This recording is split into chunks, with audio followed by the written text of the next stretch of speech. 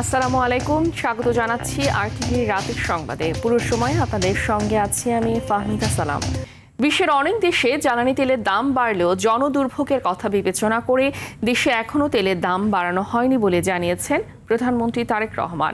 বলেন, এই খাতে প্রতিদিন শত শত কোটি টাকা ভর্তুকি দিয়ে হলেও সবকিছু স্বাভাবিক রাখতে চেষ্টা করছে সরকার। জনগণকে বিচলিত না হয়ে সবাইকে মৃতব্যয়ী হওয়ার আহ্বান জানান সরকার প্রধান। সাদিয়া কানিসের রিপোর্ট। স্বাধীনতা, মুক্তিযুদ্ধ, গণতন্ত্র, নারী শিক্ষা সহ বিভিন্ন ক্ষেত্রে দেশ গঠনে কৃতিত্বপূর্ণ অবদানের জন্য সম্মাননা পান ১৫ জন ব্যক্তি ও ৫টি প্রতিষ্ঠান। তাদের মধ্যে ৭ জনকে মরণোত্তর পুরস্কার দেয়া হয়। বিকেলে রাজধানীর ওসমানী স্মৃতি মিলনায়তনে স্বাধীনতা পুরস্কার প্রদান করেন প্রধানমন্ত্রী তারেক রহমান। দেশনেত্রী বেগম খালেদা জিয়াকে স্বাধীনতা, গণতন্ত্র, নারী শিক্ষা ও দেশ গঠনে সার্বিক অবদানের জন্য ৩বারের প্রধানমন্ত্রী বেগম খালেদা জিয়া পেলেন মরণোত্তর সম্মাননা। তার পক্ষে পুরস্কার গ্রহণ করেন নাতনি জাইমা রহমান। সমাজসেবা ক্যাটাগরিতে উত্তরার মাইলস্টোন স্কুল অ্যান্ড কলেজ ট্র্যাজেডিতে প্রাণ হারানো শিক্ষিকা মাহেরিন চৌধুরী মরণোত্তর পুরস্কারে ভূষিত হন। অনুষ্ঠানে ১৯৭১-এর মুক্তিযোদ্ধা ও ২৪-এর গণঅভ্যুত্থানে প্রাণ হারানো সকল শহীদ ও জাতীয় নেতার প্রতি বিনম্র শ্রদ্ধা জানান প্রধানমন্ত্রী তারেক রহমান। সেই সঙ্গে স্বাধীনতা পুরস্কার পাওয়াদের অভিনন্দন জানান। আমরা যদি হীন দলীয় স্বার্থে আমাদের ইতিহাসের জাতীয় নেতাদের ভূমিকাকে শ্রদ্ধার সঙ্গে স্মরণ করতে কার্পণ্য করি, তাহলে ভবিষ্যতের ইতিহাস আমাদেরকেও ক্ষমা করবে না। শিক্ষা ব্যবস্থায় অচলাবস্থার চিত্র তুলে ধরে তাতে শৃঙ্খলা ফেরানোর কথা বলেন প্রধানমন্ত্রী। কথা বলেন জনজীবনের নিরাপত্তা নিশ্চিত করার বিষয়ে। প্রতিটি সেক্টরকে চিহ্নিত করে সরকার কর্ম পরিকল্পনা বাস্তবায়নের কাজ এরই ভিতরে শুরু করেছে। প্রধানমন্ত্রী বলেন, বৈশ্বিক যুদ্ধ পরিস্থিতিতেও জনগণের কথা চিন্তা করে বিশ্বের সকল দেশে তেল ডিজেলের দাম বাড়ানো হলেও আমরা জনদুর্ভোগের কথা বিবেচনা করে এখন পর্যন্ত এই সিদ্ধান্তটি নেইনি। এই খাতে প্রতিদিন শত শত কোটি টাকা ভর্তুকি দিয়ে হলেও সরকার চেষ্টা করছে আন্তরিকভাবে পরিস্থিতি স্বাভাবিক রাখার। নির্বাচনী ইশতেহার অনুযায়ী অঙ্গীকার বাস্তবায়নে কাজ শুরু করেছে বলেও জানান সরকার প্রধান। আমরা ইতিমধ্যেই জনগণের সামনে দেওয়া অঙ্গীকার বাস্তবায়নের কাজ শুরু করেছি। সাদিয়া কানিজ, আরটিভি, ঢাকা। রাজধানীর পেট্রোল পাম্পগুলোতে কমছে না ভোগান্তি। তেল নিতে এসে ৫ থেকে ৭ ঘন্টা পর্যন্ত অপেক্ষা করতে হচ্ছে চালকদের। এদিকে তেল না থাকায় অনেক পাম্পই বন্ধ হয়েছে। সংশ্লিষ্টরা বলছেন, রেশনিংয়ে পাওয়া তেলের চেয়ে বর্তমানে প্রকৃত চাহিদা অনেক বেশি। পরিস্থিতি নিয়ন্ত্রণে ফুয়েল পাস দ্রুত বাস্তবায়নের দাবি তাদের। সর্দার রাজীবের রিপোর্টে বিস্তারিত। শাহবাগের মেঘনা মডেল সার্ভিস স্টেশন। ভিআইপি পরিচয়ে তেল নেওয়া চালকদের সাথে সাধারণ চালকদের চলছে তীব্র বাগবিতণ্ডা। ক্লিপ না, আমাকে রেজিস্টার করা আছে ভাই। তাহলে আপনি লাইনে দাঁড়ান, সিরিয়ালে দাঁড়ান। রেজিস্ট্রেশনে আমার নাম করা আছে, এখানে আছে, সবার আছে। এখন রাত ৩টার সময় সিরিয়াল দিছি, এখনো ওই পিজি হাসপাতালে ময়মনসিংহ রোডে আছে। একই পাম্পে পুলিশ পরিচয়ে বিশেষ বিবেচনায় তেল নিতে এসে আটক হয়েছেন শাহিন নামের এক ব্যবসায়ী। আসলে বুঝতে পারি না, মনে করছে তেলের যে সংকট, এটা তো মনে করে যে তাড়াতাড়ি তেল নেওয়া যাবে, এটা আমাদের আপন, যেহেতু পুলিশ সদস্যরা আমাদের আত্মীয় স্বজন আছে, যদি নেওয়া যায়। উনি প্রথমে পরিচয় হচ্ছে ভুয়া পুলিশ। আমরা এখন থানায় নিয়ে যাব, যাচাই বাছাই করব, আর মানসিক রোগী হইলে সিনিয়র স্যারদের সাথে কথা বলে ব্যবস্থা নেওয়া হবে। পাম্পে যখন চলছে এই অস্থিরতা, তখন তেল পেতে কাঠফাটা রোদে বাইরে ঘন্টার পর ঘন্টা লাইনে দাঁড়িয়ে অসহায় চালকরা। অনেকে দুর্নীতিভাবে মনে করেন অবৈধভাবে ঢুকতেছে, 100 টাকা 200 টাকা দিয়ে দিলে ওরা তেল দেওয়া যায়। আর আমরা সকালে 6টা থেকে লাইন ধরছি, আমরা তেল পাচ্ছি না। এখন এই যে 1টা বাজে, 7টায় পাম্প বন্ধ, যাইতে পারবো না, হেরো নিশ্চয়তা নাই। পাশের পূর্বাচল ট্রেডার্সে তেল নেই গত 2 দিন ধরে। রেশনিং পদ্ধতিতে তেল পাওয়ায় তারা পূরণ করতে পারছেন না গ্রাহক চাহিদা। এখন তো ম্যাক্সিমাম পেট্রোল পাম্প বন্ধ থাকতেছে, কারণ আমরা তো আমাদের চাহিদা মতো জ্বালানি পাচ্ছি না। 2 দিন 3 দিন পর পর দিতেছে, যেমন আমাকে আজকে 4 দিন পরে আগামী দিন দিবে। রমনা পেট্রোল পাম্পে তেল নিতে আসা গাড়ির লম্বা সারি। দীর্ঘ অপেক্ষার পর তেল পেয়ে চালকদের চোখে মুখেও আনন্দের ছাপ। দীর্ঘক্ষণ লাইনে দাঁড়িয়ে থেকে তেল পেয়েছি, এটাই আনন্দের। এখন সার্বিক পরিস্থিতি বিবেচনা এটা মেনে নিতে হচ্ছে। দেখেন রোদে থাকতে থাকতে কি অবস্থা, আমার খুব দুর্ভোগে আছে ভাই, খুব জনদুর্ভোগ। তবে সংকট নিরসনে ফুয়েল কার্ড কার্যকরের পাশাপাশি পাম্পগুলোতে প্রতিদিন নির্দিষ্ট সময়ে তেল দেওয়ার দাবি পাম্প কর্তৃপক্ষের। সবগুলো পাম্পে কিন্তু তেল যায়, হয় সকালে যায় নয় বিকেলে যায়। যদি অ্যাট এ টাইম পাম্পগুলো খোলা থাকতো, তাহলে এই গ্রাহকগুলো বিভিন্ন পাম্পে ভাগ হয়ে যেত। তাহলে এত লম্বা সিরিয়ালও হতো না, আর মানুষের কাছে ক্রাইসিস মনে হতো না। মধ্যপ্রাচ্য যুদ্ধের প্রভাবে মার্চ থেকে চলছে জ্বালানি তেলের অস্থিরতা। পরিস্থিতি মোকাবেলায় জ্বালানি ব্যবহারে সাশ্রয় হওয়ার আহ্বান সংশ্লিষ্টদের। সর্দার রাজীব, আর টিভি, ঢাকা। সারা দেশে গত 24 ঘন্টায় হামে আক্রান্ত ও হামের উপসর্গ নিয়ে আরও 8 জন মারা গেছে। তাদের মধ্যে 2 জন হাম আক্রান্ত হয়ে মারা গেছেন বলে নিশ্চিত করেছে স্বাস্থ্য অধিদপ্তর। বাকি 6 জনের মৃত্যু হয়েছে হামের উপসর্গ নিয়ে। বৃহস্পতিবার দুপুরে স্বাস্থ্য অধিদপ্তরের হেলথ ইমার্জেন্সি অপারেশন সেন্টার ও কন্ট্রোল রুম থেকে এ তথ্য জানানো হয়েছে। গত 1 মাসে হাম ও হামের উপসর্গ নিয়ে 206 জনের মৃত্যু হয়েছে। স্বাস্থ্য অধিদপ্তরের তথ্য অনুযায়ী 15 মার্চের পর থেকে এ পর্যন্ত হামে 34 জনের মৃত্যু হয়েছে। একই সময় সন্দেহভাজন হামজনিত মৃত্যু 172 জনের। মার্চের পর থেকে এ পর্যন্ত নিশ্চিত হামে আক্রান্ত হয়েছে 3065 জন। একই সময় সন্দেহভাজন হামে আক্রান্তের সংখ্যা 20,352 জন বলে জানায় স্বাস্থ্য অধিদপ্তর।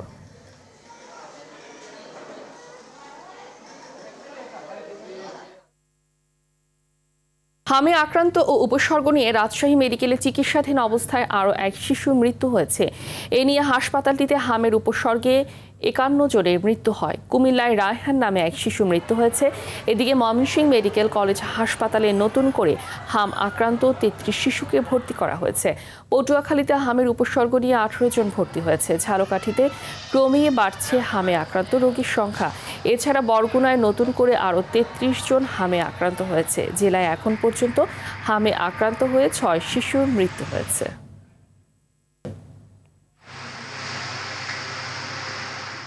এখন তো কি সমস্যা, জ্বরে যাচ্ছে না, গায়ে প্রচুর জ্বর। আপনার 103 ডিগ্রি জ্বর, 2 ডিগ্রি, 100 ডিগ্রি। প্রায় 10-12 দিন আগে থেকে জ্বর ঠান্ডা। এখানে 5-6 দিন আগে আইসে চিকিৎসা নিয়েছি, বলছে হাম আর নিউমোনিয়া। চাপায়ে 4 দিন থেকে আবার মানে ওখানে ভালো হয়নি, আবার এখানে মানে পাঠিয়ে দিয়েছে। 4 দিন ধরে আছি, একটু জন্য হালকা মানে ভালো হয়েছে। শিগগিরই সংশোধন হচ্ছে সম্প্রচার নীতিমালা। বেসরকারি টেলিভিশনগুলোকে ডিজিটালাইজেশনের আওতায় আনার উদ্যোগ নিয়েছে সরকার। বৃহস্পতিবার সচিবালয়ে তথ্য সচিবের সঙ্গে টেলিভিশন মালিকদের সংগঠন অ্যাডকো এবং ক্যাব অপারেটরদের সংগঠন কোয়াবের নেতাদের বৈঠকে সম্প্রচার নীতিমালার সংশোধন নিয়ে আলোচনা শেষে এ তথ্য দেন নেতারা। তারা বলেন, সম্প্রচার নীতিমালার ভাষাগত পরিবর্তন করা হচ্ছে। মুক্তিযুদ্ধের সঙ্গে গণঅভ্যুত্থানের ইতিহাস সংযোজন করা হবে। এছাড়া বেসরকারি টেলিভিশনগুলোকে পে চ্যানেলে রূপান্তর হবে। ডিজিটালাইজেশন হলে স্বয়ংক্রিয়ভাবে টেলিভিশনের টিআরপি জানা যাবে, তখন কন্টেন্টের মান বাড়বে। এর ফলে সরাসরি গ্রাহকদের কাছ থেকে আয় পাবে টেলিভিশন, সঙ্গে বিপুল রাজস্ব আয় করবে সরকার। মার্কেট সাইজ এবং অ্যাডভার্টাইজমেন্ট যা আছে তাতে দিয়ে এতগুলো টেলিভিশন মানে চলা খুবই কঠিন। এই কারণে আমাদের পে চ্যানেল করতে হবে। যেন অনতিবিলম্বে এই ডিজিটাইজেশনটা বাস্তবায়ন হয় সে ব্যাপারে তার সাথে আলাপ আলোচনা করেছি, উনি আমাদের সাথে একমত হয়েছেন। রাজধানীতে বিশেষায়িত হাসপাতালের পাশাপাশি ব্যাঙের ছাতার মতো গড়ে উঠেছে বেসরকারি হাসপাতাল ও ক্লিনিক। এসব হাসপাতালে অপারেশন সহ রোগ নির্ণয়ের পরীক্ষা নিরীক্ষা চালু থাকলেও নেই নিজস্ব কোনো চিকিৎসক। আবার সমাজসেবার নিবন্ধন নিয়ে বাসা বাড়িতে চলছে সিজারিয়ান অপারেশন। চিকিৎসা সেবার নামে এসব প্রতারণা নিয়ে নাজমুল হোসেন সাইমনের ক্যামেরায় মোহাম্মদ সাইমের ধারাবাহিকের আজ থাকছে 5ম পর্ব। মিরপুর 11-এর স্বপ্ন জেনারেল হাসপাতাল। মাত্র 3 জন সেবিকা ও 1 জন মেডিকেল শিক্ষার্থীকে দিয়ে চলছে পূর্ণাঙ্গ হাসপাতালের কার্যক্রম। ওনার কাছে আবার যাই, আজকে জয়েন করছি কিনা আপনি একটু বলেন, জয়েন করছেন কবে? আমাদের রোগটারে আপনি একটু বলতে হবে জয়েন করছেন। হ্যাঁ, আপনি কবে জয়েন করছেন? আমি মোটামুটি 1 বছরের মতো এখানে আছি ভাইয়া। অথচ এই শিক্ষার্থীকেই ডাক্তার হিসেবে পরিচয় দিয়ে চালিয়ে দিতে চাইলেও সপক্ষে কোনো ধরনের প্রমাণ দেখাতে পারেনি হাসপাতাল কর্তৃপক্ষ। ওই মার্কস মেডিকেল থেকে পাস করছে, ওই মার্কস মেডিকেলের কাগজপত্র আপনাকে শো করছে, সেটা অবশ্যই আপনি মার্কস মেডিকেলে যোগাযোগ করতে পারেন, খবর নিতে পারেন। ওইটা যে মেডিকেলের কাগজ শো করছে, ওখানে একটা সাময়িক সনদ দেওয়া হয়েছে। এর থেকেও ভয়াবহ অবস্থা মিরপুর দারুসালাম থানার পাশে। সরু এই গলি ধরে গোলারটেক এলাকার এই আবাসিক ভবনেই করা হয় সিজারিয়ান অপারেশন সহ নানা জটিল রোগের চিকিৎসা। রয়েছে অপারেশন থিয়েটারও।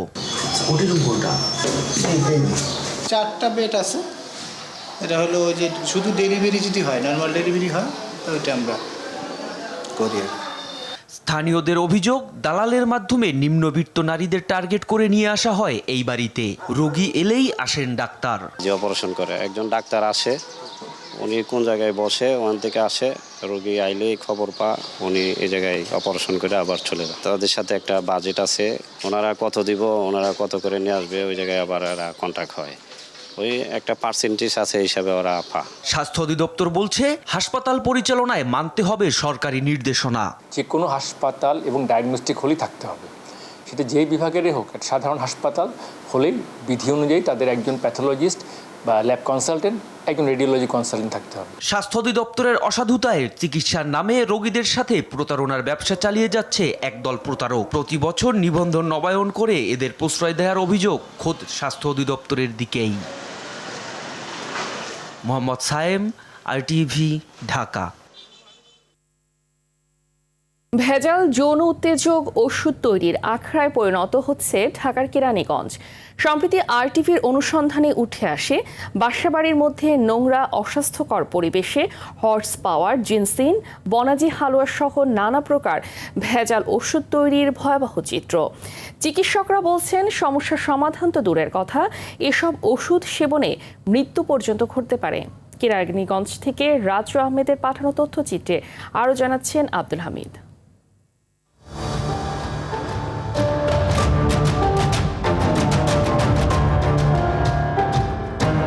মানহীন আর স্বাস্থ্যের জন্য মারাত্মক ক্ষতিকর যৌন উত্তেজক ওষুধ তৈরির এই কর্মযজ্ঞ চলছে ঢাকার কেরানীগঞ্জে। অস্বাস্থ্যকর পরিবেশে হর্স পাওয়ার শরবত, জিনসিন, বনাজি হালুয়া সহ বিভিন্ন নামের এসব ভেজাল ওষুধ তৈরি হয় গরুর খাবার, চিটাগুড়, আটা, চিনি, কৃত্রিম রং আর ক্ষতিকর কেমিক্যালের সংমিশ্রণে।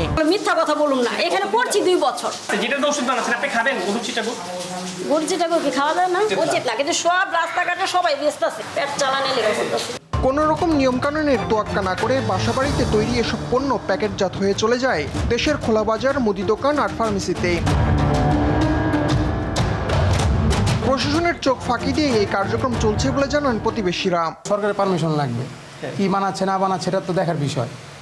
তো এখানে যে কারখানা আমরা কখনো দেখি নাই, জানিওবি না এই ব্যাপারে কিছু। আপনাদের সাথে সেই জিনিসটা দেখলাম, আপনাদের আইনগত যে ব্যবস্থা নিয়ে নৈগত ব্যবস্থা নেন, মালিকের ডাকান। চিকিৎসকদের মতে যৌন উত্তেজক এসব ভেজাল ওষুধ সেবনে উচ্চ রক্তচাপ, ডায়াবেটিস, কিডনি অকেজো হওয়া সহ জটিল রোগ বাসা বাঁধতে পারে মানব শরীরে। বাজারে হালুয়া নামের এই যৌন উত্তেজক প্রোডাক্টগুলো যদি সেবন করে থাকেন, তার শারীরিকভাবে মারাত্মক ঝুঁকির মধ্যে পড়বে। এর মধ্যে কিডনিতেই তার বড় ধরনের একটা ইফেক্ট দেখা দিবে। কারখানাগুলোর বিরুদ্ধে ব্যবস্থা নেওয়ার কথা জানান উপজেলা নির্বাহী কর্মকর্তা। এখানে BSTI সহ যে সংশ্লিষ্ট যে ডিপার্টমেন্ট আছে, সেই ডিপার্টমেন্টের কোনো ধরনের যদি বৈধতা না থাকে তাহলে অবশ্যই আমরা এর বিরুদ্ধে ব্যবস্থা নেব। জনস্বাস্থ্য সুরক্ষায় ভেজাল ওষুধ তৈরির কারখানার বিরুদ্ধে অভিযান পরিচালনা, বিক্রি ও বিপণনে নিষেধাজ্ঞা সহ এসব পণ্য ক্রয়ে জনসচেতনতা বৃদ্ধির দাবি সংশ্লিষ্টদের। আব্দুল হামিদ, RTV। জুলাই সনদ অনুযায়ী সংস্কারের জন্য গণভোটের রায় বাস্তবায়নে 18 এপ্রিল থেকে আগামী 2 মে পর্যন্ত কর্মসূচি ঘোষণা করেছে জামাত ইসলামী নেতৃত্বাধীন 11 দলীয় ঐক্য। কর্মসূচির মধ্যে ঢাকা সহ জেলা ও বিভাগীয় শহরে গণমিছিল, লিফলেট বিতরণ ও সেমিনারের আয়োজন। দুপুরে রাজধানী মগবাজারে জামাতের কেন্দ্রীয় কার্যালয় সংলগ্ন আল ফালাহ মিলনায়তনে সংবাদ সম্মেলনে এই কর্মসূচি ঘোষণা করেন দলটির সেক্রেটারি জেনারেল মিয়া গোলাম পারওয়ার। তিনি বলেন, সরকার রায় মানছে না। জুলাই সনদকে আইনি ভিত্তি দিয়ে সংবিধানে অন্তর্ভুক্ত করা ছাড়া অন্য কোনো উপায় নেই। সে পর্যন্ত 11 দল দফায় দফায় কর্মসূচি দেবে। এর আগে বেলা 11টায় আল ফালাহ মিলনায়তনে 11 দলীয় ঐক্যের শীর্ষ নেতাদের বৈঠক অনুষ্ঠিত হয়। জাতীয় সংসদে বিরোধী দলের দাবি, তাদের নোটিশ সবকিছু উপেক্ষা করে কর্তৃত্ববাদী শাসনের দিকে যে দেশ ধাবিত হচ্ছে, তার বিরুদ্ধে বিভাগীয় সদরগুলোতে সমাবেশ অনুষ্ঠিত হবে। এই রাউন্ড করে আসার পরে রাজধানীতে 11 দলের উদ্যোগে একটা বিশাল জাতীয় মহাসমাবেশের আয়োজন করে শীর্ষ নেতৃবৃন্দ পরবর্তী দফার কর্মসূচি ইনশাআল্লাহ ঘোষণা করবে। আন্তালিয়া কূটনীতি ফোরামে যোগ দিতে আজ সকালে তুরস্কের উদ্দেশ্যে ঢাকা ত্যাগ করেছেন পররাষ্ট্রমন্ত্রী ডক্টর খলিলুর রহমান। 3 দিনের এই আন্তর্জাতিক ফোরামে অংশ নিয়ে তিনি বৈশ্বিক কূটনৈতিক ইস্যু, আঞ্চলিক সহযোগিতা এবং বহুপাক্ষিক সম্পর্ক জোরদারের বিষয়ে মতবিনিময় করবেন। ফোরাম শেষে পররাষ্ট্রমন্ত্রী বেলজিয়ামের ব্রাসেলসের উদ্দেশ্যে রওনা হবেন। সেখানে বাংলাদেশ ও ইউরোপীয় ইউনিয়নের মধ্যে ব্যাপক অংশীদারিত্ব ও সহযোগিতা বিষয়ক কাঠামো চুক্তির স্বাক্ষর অনুষ্ঠানে অংশ নেবেন তিনি। ফুটপাত দখলমুক্ত করার নামে রাজধানী জুড়ে চলছে সিটি কর্পোরেশনের পুলিশ হকারদের ইঁদুর বিড়াল খেলা। টানা অভিযানের পর কয়েকদিন ফুটপাত ফাঁকা থাকলেও আবারও দখল নিতে শুরু করেছে হকাররা। পুনর্বাসন ছাড়া এমন অভিযান সফল হবে না বলছেন বিশেষজ্ঞরা। সিটি কর্পোরেশন বলছে পুনর্বাসনের পর আরও কঠোর হবে তারা। সাকিবুর রহমানের রিপোর্টে বিস্তারিত। এপ্রিলের 1 তারিখ থেকে ঢাকঢোল পিটিয়ে পুরো রাজধানী জুড়ে ফুটপাত ও সড়কের পাশে অবৈধ দোকান উচ্ছেদে নামে ডিএমপি। তারপর সপ্তাহখানেক ফাঁকা থাকার পর আবারও কিছু জায়গায় দোকান নিয়ে বসতে শুরু করেছে হকাররা। রাজধানীর ব্যস্ততম এলাকা ফার্মগেটে গেল সপ্তাহে ফুটপাত দখলমুক্ত করতে অভিযান চালায় ডিএমপি। তবে পরের সপ্তাহে ফিরতে শুরু করে পুরনো দৃশ্য। মিরপুর 10 গোলচত্বর এলাকায় অভিযানের পাশাপাশি হকারদের সচেতন করে সিটি কর্পোরেশন। সপ্তাহের ব্যবধানে সেখানেও দেখা যায় আগের রূপ। আমাদের বইলে গেছে, আমরা তারপর সরাই ফেলছি। এখন আবার মনে করেন আবার একটু কমছে, সেই জন্য আবার বসাইছি। আমাদের এই পাশে এখনো আসে নাই। মোহাম্মদপুরের চিত্র আরো ভয়াবহ। শুধু ফুটপাত নয়, 3 রাস্তার মোড়ের পুরোটা জুড়ে ভ্যান নিয়ে দোকান বসিয়ে ব্যবসা করছে হকাররা। আমি কইতেই না ভাই, আমি আইছি এক জায়গা থেকে, আইয়া এনে বইলাম। এমনি আমি বহাই রেখে গেছে, উনি বাসায় গেছে। তবে কিছুটা ভিন্ন চিত্র দেখা যায় বাইতুল মোকাররম মসজিদ এলাকায়। এখনো সেখানে দোকান না বসলেও আয় রোজগারের জন্য নির্দিষ্ট একটা সময় চান তারা। আমরাও চাই ফুটপাত থাকুক না, কিন্তু আমাদের একটা কর্মসংস্থানের ব্যবস্থা হোক। আর একটা ব্যবস্থা করে দেওয়া, যাতে ভালো জায়গায় ব্যবসা করতে পারে, পরিবেশ করে দেওয়া আর কি। ঢাকা উত্তর সিটি কর্পোরেশনের প্রশাসক বলছেন হকারদের জন্য নির্দিষ্ট জায়গা খুঁজছেন তারা। সেই সময় পর কঠোরভাবে ফুটপাত ফাঁকা করতে অভিযান চালাবে কর্পোরেশন। একটা নতুন উদ্যোগ গ্রহণ করার চিন্তা করছি, সেটি হলো সিটি কর্পোরেশনের বৈধতার মধ্য দিয়ে যদি অন্যত্র তাদের পছন্দ থাকে তাদেরকে এখানে শিফট করে দিয়ে তাদেরকে সিটি কর্পোরেশনের আওতায় এনে একটা তাদের বৈধতা দেওয়া যায় কিনা এটা নিয়ে একটা আলাপ আলোচনা চলছে। মেইন রোডে ফুটপাতে তারা থাকতে পারবে না, এটা হলো মূল সিদ্ধান্ত। নগরবিদরা বলছেন আগে হকারদের তালিকা ও জায়গা নির্ধারণ করতে হবে, এরপর অভিযান চালালে সফলতা আসবে। যারা ফুটপাত দখল করে চাঁদাবাজি করে তাদেরকে আমরা চিহ্নিত করেছি। হকার যদি চিহ্নিত করা যায়, উচ্ছেদ করা যায়, তাহলে সেই দখলদারদের চিহ্নিত কেন করেন না? হ্যাঁ, কেন তাদের নিয়ে শ্বেতপত্র তৈরি হয় না? কেন তারা ভয় পায় না? কেন পুলিশ প্রশাসনের মধ্যে যারা যারা হকারদের সাথে টাকার ভোকরা নেওয়ার চক্রের সাথে জড়িত আছে তাদের কখনো এই ব্যাপারে রিপোর্ট প্রকাশ করা হয় না? পুরো বিষয়টি আসলে পরিকল্পনাহীন, সমন্বয়হীন এবং অতীতের মতোই দেখা যাচ্ছে যে গল্পগুলো একই রকম হয়ে যায়। ফুটপাত ও সড়ক হকার মুক্ত করতে প্রশাসনের এমন অভিযানে চূড়ান্ত সাফল্য দেখতে চান নগরবাসী। এজন্য আইন প্রয়োগকারী সংস্থাকে কঠোর হবার পরামর্শ বিশেষজ্ঞদের। সাকিবুর রহমান, RTV, ঢাকা। বর্তমান পরিস্থিতি বিবেচনায় দোকান ও শপিং মল সন্ধ্যা 6টার মধ্যে বন্ধ করার সিদ্ধান্ত নিয়েছে সরকার। তবে খাবার দোকান ও ফার্মেসি খোলা থাকবে। প্রতি বছর 7 নভেম্বরকে জাতীয় বিপ্লব ও সংহতি দিবস হিসেবে পালনের সিদ্ধান্ত নেওয়া হয়েছে। সচিবালয়ের প্রধানমন্ত্রী তারেক রহমানের সভাপতিত্বে অনুষ্ঠিত মন্ত্রিসভার বৈঠকে মন্ত্রিপরিষদ সচিব নাসিমুল গনি ব্রিফিংয়ে সিদ্ধান্তগুলো জানান। তিনি বলেন, দিনটি ক শ্রেণীভুক্ত দিবস হিসেবে বিবেচিত হবে এবং ওই দিন সারা দেশে সাধারণ ছুটি থাকবে। বৈশ্বিক জ্বালানি সংকটের প্রেক্ষাপটে সব মহানগরীর স্কুলগুলোতে অনলাইন ও অফলাইন এই 2 মাধ্যমেই ক্লাস নেয়ার বিষয়ে আলোচনা হয়েছে। এছাড়া নারী নির্যাতন ও ধর্ষণ মামলার বিচার প্রক্রিয়া দ্রুত সম্পন্ন করার জন্য সংশ্লিষ্ট বিভাগগুলোর মধ্যে সমন্বয় জোরদার করার উপর গুরুত্ব দেওয়া হয়েছে বলেও জানান নাসিমুল গনি। পূর্বের মতো জাতীয় বিপ্লব ও সংহতি দিবস হিসেবে ঘোষণা করা, এটি একটি ক শ্রেণীভুক্ত দিবস হবে। যে আগামী 2030 সালের ভিতরে সরকার শুধুমাত্র সোলার পাওয়ার দিয়ে 10,000 মেগাওয়াট বিদ্যুৎ উৎপাদনের একটা পরিকল্পনা গ্রহণ করেছে। অন্তর্বর্তী সরকার নিরপেক্ষ থাকলেও অভিজ্ঞতার অভাবে দেশ ঠিকভাবে পরিচালনা করতে পারেনি বলে মন্তব্য করেছেন জাতীয় সংসদের স্পিকার মেজর হাফিজ উদ্দিন আহমদ। বৃহস্পতিবার বিকেলে ভোলার সার্কিট হাউসে সাংবাদিকদের সব কথা বলেন তিনি। অন্তর্বর্তী সরকার টিকা না আনায় হামে আক্রান্ত হয়ে অনেক শিশুর মৃত্যু হয়েছে বলে মন্তব্য করেন। সংখ্যাগরিষ্ঠ দল বিএনপি জুলাই সনদ বাস্তবায়ন করতে বদ্ধপরিকর বলেও জানান স্পিকার।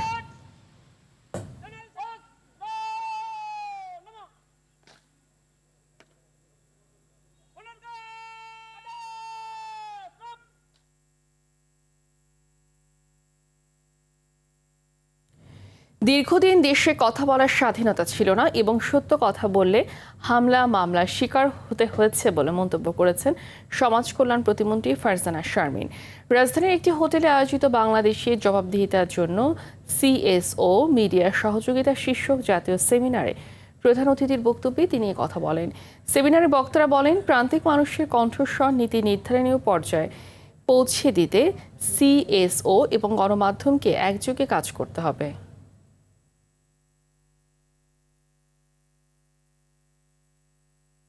বাংলা নববর্ষকে ঘিরে বাংলাদেশ শিল্পকলা একাডেমির আয়োজন করেছে 5 দিনব্যাপী বর্ণাঢ্য উৎসব।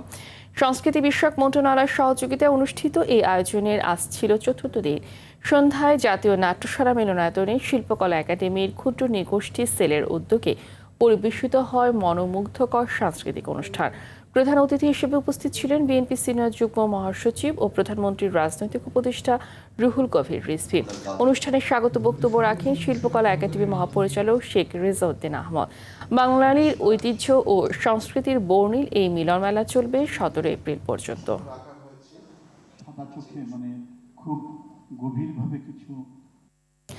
ইরান যুদ্ধের স্থায়ী ইতি টানতে জোরে সোরে চলছে কূটনৈতিক প্রচেষ্টা। তেহরানের শান্তি প্রচেষ্টা নিয়ে দেশটির পার্লামেন্ট স্পিকার মোহাম্মদ গালিবাফের সঙ্গে আলাপ করেছেন পাকিস্তানের সেনাপ্রধান আসিম মুনির ও কাতারের আমিরের সঙ্গে বৈঠক করেছেন পাকিস্তানের প্রধানমন্ত্রী শাহবাজ শরীফ। এদিকে লেবাননেও শুরু হয়েছে যুদ্ধবিরতি। 10 দিনের যুদ্ধবিরতি শুরু হবে আজ রাত 3টা থেকে। দেশ দুটির রাষ্ট্রপ্রধানদের সঙ্গে কথা বলে এই ঘোষণা দিয়েছেন মার্কিন প্রেসিডেন্ট ডোনাল্ড ট্রাম্প। বিস্তারিত বিনিয়ামিনের রিপোর্টে। ইরানের পর এবার লেবাননও মুক্তি পেল ইসরায়েলি গোলার আঘাত ও হত্যাযজ্ঞ থেকে। শান্তি প্রতিষ্ঠায় 10 দিনের আনুষ্ঠানিক যুদ্ধবিরতিতে সম্মত হয়েছে দুই দেশ। বাংলাদেশ সময় বৃহস্পতিবার রাত 3টা থেকে শুরু হবে এ যুদ্ধবিরতি। লেবাননের প্রেসিডেন্ট জোসেফ আউন এবং ইসরায়েলের প্রধানমন্ত্রী বেনিয়ামিন নেতানিয়াহুর সঙ্গে আলাপের পর এ ঘোষণা দেন মার্কিন প্রেসিডেন্ট ডোনাল্ড ট্রাম্প। তিনি বলেন, ইতোমধ্যেই দুই রাষ্ট্রপ্রধানকে আলোচনার জন্য ওয়াশিংটন সফরের আহ্বান জানানো হয়েছে। এর আগে মঙ্গলবার ওয়াশিংটন ডিসিতে প্রায় 34 বছর পর প্রথমবারের মতো সরাসরি আলোচনায় বসেছে ইসরায়েল ও লেবাননের রাষ্ট্রদূতেরা। এর একদিন পরেই যুদ্ধবিরতির ঘোষণা এলো। গত 8 এপ্রিল ইরানে যুদ্ধবিরতি হলেও লেবাননে ক্রমাগত হামলা চালিয়ে গেছে ইসরায়েল। এতে দেশটিতে নিহতের সংখ্যা 2000 ছাড়িয়েছে। এমন পরিস্থিতিতে লেবাননের প্রেসিডেন্ট জোসেফ আউন বলেছিলেন, যুদ্ধবিরতি ছাড়া নেতানিয়াহুর সঙ্গে কোনো আলোচনা হবে না। এদিকে ইরান ও যুক্তরাষ্ট্রের মধ্যে নতুন করে আলোচনার পরিবেশ তৈরি করতে চায় পাকিস্তান। এ লক্ষ্যে ইরান গিয়ে দেশটির পার্লামেন্ট স্পিকার মোহাম্মদ বাকের গালিবাফের সঙ্গে সাক্ষাৎ করেছেন পাকিস্তানের সেনাপ্রধান ফিল্ড মার্শাল আসিম মুনির। শান্তি চুক্তির লক্ষ্যে পরবর্তী পর্যায়ের বৈঠকগুলো ইসলামাবাদেই অনুষ্ঠিত হতে পারে বলে ইঙ্গিত দিয়েছেন হোয়াইট হাউসের মুখপাত্র ক্যারোলিন লেভিট। তবে ইরান চুক্তিতে রাজি না হলে আবারও যুদ্ধ শুরু করার হুমকি মার্কিন প্রতিরক্ষা মন্ত্রী পিট হেগসেতের। অন্যদিকে আঞ্চলিক শান্তি প্রচেষ্টার লক্ষ্যে সৌদি আরবের পর কাতার সফরে গিয়েছেন পাকিস্তানের প্রধানমন্ত্রী শেহবাজ শরীফ। সেখানে কাতারের আমির ও অন্যান্য নেতাদের সঙ্গে সাম্প্রতিক পরিস্থিতি নিয়ে আলোচনা করেছেন তিনি। এর আগে জেদ্দায় যুবরাজ মোহাম্মদ বিন সালমানের সঙ্গেও একই বিষয়ে কথা বলেন শেহবাজ। এর মধ্যে মাত্র 7 ভোটের ব্যবধানে টানা 4র্থবারের মতো মার্কিন সিনেটে ব্যর্থ হয়েছে ট্রাম্পের যুদ্ধ ক্ষমতা সীমিতকরণ প্রস্তাব। তবে ইসরায়েলে যুক্তরাষ্ট্রের অস্ত্র বিক্রি বন্ধে সিনেটে আলাদা ভোটাভুটির উদ্যোগ নিয়েছেন senator Bernie Sanders. Binyamin, RTV। 3 match সিরিজের প্রথম ওয়ানডেতে কাল নিউজিল্যান্ডে মুখোমুখি হবে বাংলাদেশ। মিরপুর শেরেবাংলা জাতীয় ক্রিকেট স্টেডিয়ামে ম্যাচ শুরু সকাল 11টায়। সিরিজটিতে র্যাঙ্কিংয়ে উন্নতি করার পাশাপাশি ওয়ানডে বিশ্বকাপের প্রস্তুতি পর্বটাও দারুণভাবে শুরু করতে চান অধিনায়ক মেহেদী হাসান মিরাজ। কিউই অধিনায়ক টিম লাথামো চোখ রাখছেন শিরোপায়। আরও জানাচ্ছেন রাফি আমিন। সিরিজ শুরুর আগে শিরোপা উন্মোচনে হাজির মেহেদী হাসান মিরাজ ও কিউই দলপতি টম লাথাম। তবে টাইগার অধিনায়কের ভাবনা কেবল শিরোপাতেই সীমাবদ্ধ নয়। র্যাঙ্কিংয়ে 9 থাকা বাংলাদেশের সরাসরি বিশ্বকাপ খেলতে হলে এই অবস্থান ধরে রাখতে হবে। ফলে সিরিজ জয়ের পাশাপাশি শক্ত অবস্থান নিয়েই বিশ্বকাপে লড়তে চান মিরাজ। আমরা যদি নড়বড় অবস্থায় যদি বিশ্বকাপে যাই তাহলে আমাদের পজিশনটা কিভাবে থাকবে। আমরা এই সিরিজগুলোতে যদি কনফিডেন্ট গেইন করতে পারি তাহলে আমাদের বিশ্বকাপে একটা ভালো প্রিপারেশন হবে। এদিকে প্রথম সারির বেশিরভাগ ক্রিকেটার আইপিএল ও পিএসএল এ ব্যস্ত থাকায় দ্বিতীয় সারির দল নিয়েই এসেছে কিউইরা। নেই নিয়মিত অধিনায়ক মিচেল স্যাটনারও। তাতে দলটিকে ছোট করে দেখার কোনো সুযোগ দেখছেন না টিম টাইগার্স ক্যাপ্টেন। ছোট করে দেখার কোনো কিছুই নেই। প্রফেশনাল প্লেয়ার হিসেবে আমাদের প্রত্যেকটা ম্যাচই আমাদের জন্য অনেক ইম্পর্টেন্ট এবং আমরা চেষ্টা করব অবশ্যই, যেহেতু ওরা টিম এসেছে, আমাদের সর্বোচ্চ দিয়ে চেষ্টা করব আমাদের রেজাল্ট করার জন্য। কম অভিজ্ঞতার ক্রিকেটারদের নিয়ে আসলেও নিউজিল্যান্ডের নজর শিরোপাতেই, তবে সমীহ করছেন টাইগারদের। এই কন্ডিশনে তাসকিন, মুস্তাফিজ এবং রানা গত কয়েক বছর ধরেই ভালো করছে। তারা পাকিস্তানের সাথে মাত্রই সিরিজ জিতলো। আমরা সবাই রোমাঞ্চিত বাংলাদেশে খেলার জন্য। এই কন্ডিশনে বাংলাদেশ কঠিন দল, আমরা সবাই চ্যালেঞ্জটা নিতে মুখিয়ে আছি। টাইগারদের পাশাপাশি নিউজিল্যান্ডের জন্য বড় চ্যালেঞ্জ ঢাকার উত্তপ্ত আবহাওয়া।